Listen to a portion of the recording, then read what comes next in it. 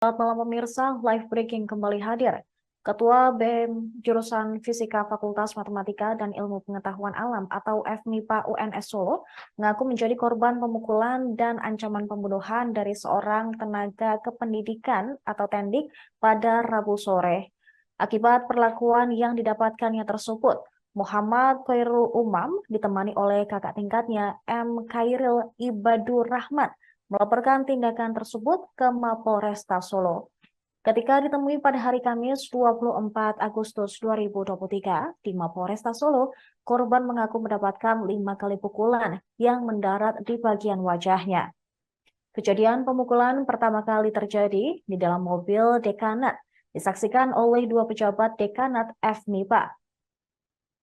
Itu usai korban dipanggil oleh pihak rektorat setelah mengadakan acara pengenalan organisasi mahasiswa. Namun setelah menjawab pertanyaan dari sopir dekanat tersebut, korban mengaku langsung dipukul di bagian rahangnya. Korban juga mengaku sopir tersebut menuduh dirinya tidak tahu tata krama di Solo. Tak sampai di situ, Umam mengaku kembali mendapatkan pemukulan dan juga ancaman pembunuhan dari pelaku. Kejadian tersebut diakui Umam berada di area fakultas, tepatnya di taman dekat masjid. Di lokasi yang sama, korban mengaku mendapat ancaman akan dibunuh yang sempat ia rekam dengan rekaman suara. Umam menerangkan bahwa saat kejadian ada dua mahasiswa dan satu satpam yang menyaksikan.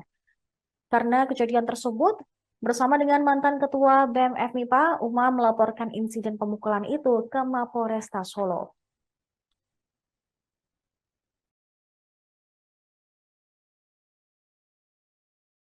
Mohon izin sebelumnya para media, saya izin menjelaskan terkait dengan kronologis yang terjadi pada diri saya sendiri. Jadi kemarin siang hari ketika pukul 2 sampai pukul 3 itu kita mengadakan kegiatan Expo Ormawa, pengenalan organisasi mahasiswa yang ada di Fakultas MIPA. Nah, di situ salah satu yang kami angkat dari rekan-rekan BEM adalah tentang mengenai pergerakan. Ini kita mengangkat tentang isu-isu kampus. Dan yang sangat disayangkan adalah ketika pukul 3.30 sekitar setelah asar itu kami mendapatkan panggilan dari pihak dekanat. Dan ketika bertemu dengan dekanat, kami dipanggil pula untuk bertemu dengan pihak rektorat. Nah, kemudian dari situ kita langsung dijemput oleh supir dari dekanat tadi. Dijemput, kemudian kita mendatangi rektorat dan kemudian kita dilakukan di situ terdapat interogasi, memberikan pertanyaan-pertanyaan yang itu sifatnya mencecar dan juga mengintimidasi. Nah, kemudian setelah dari sana kita kemudian beranjak untuk pulang. Nah, di sini kejadiannya. Ketika perjalanan pulang itu kita kebetulan bersama dengan, saya duduk di depan, di samping saya adalah pelaku dan di belakang saya itu adalah dekan dan wakil dekan.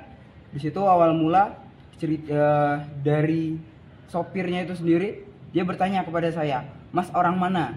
Saya jawab, "Saya orang Tangerang." Terus dia jawab, "Kamu tahu nggak attitude wong Solo tuh gimana?" Sini saya ajari. Langsung saya kemudian dipukul di rahang sebelah kanan. Rahang sebelah kanan, pipi sebelah kanan saya dipukul. Kemudian dari dekan dan wakil dekan bilang sudah, jangan pakai kekerasan. Kemudian setelah kita sampai di Fakultas MIPA,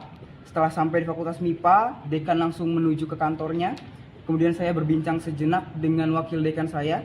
Kemudian ketika setelah selesai, saya pergi.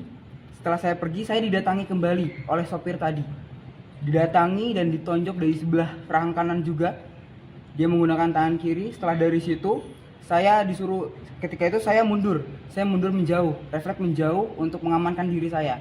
Terus dia bilang, "Kamu diam kamu."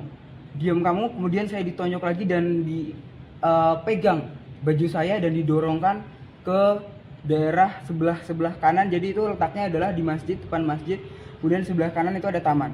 Di sana saya diancam untuk akan dibunuh, kemudian juga dipukuli di sebelah dahi. Kemudian ada di rahang juga, kemudian di paha sebelah kanan dan juga kaki sebelah kanan.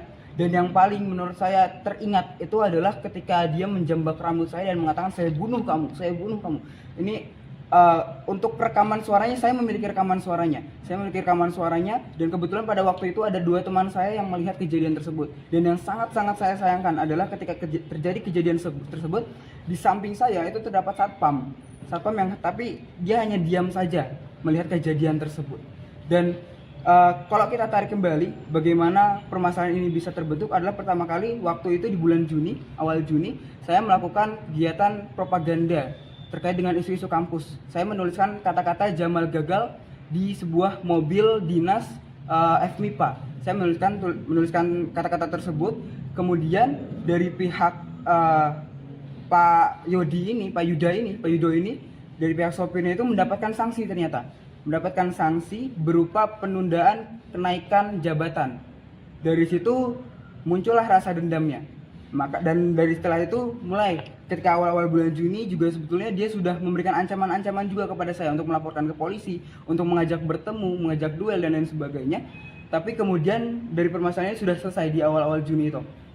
Kemudian dilanjut lagi ketika sudah clear. Ya, sudah clear.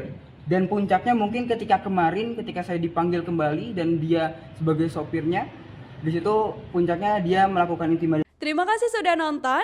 Jangan lupa like, subscribe, dan share ya.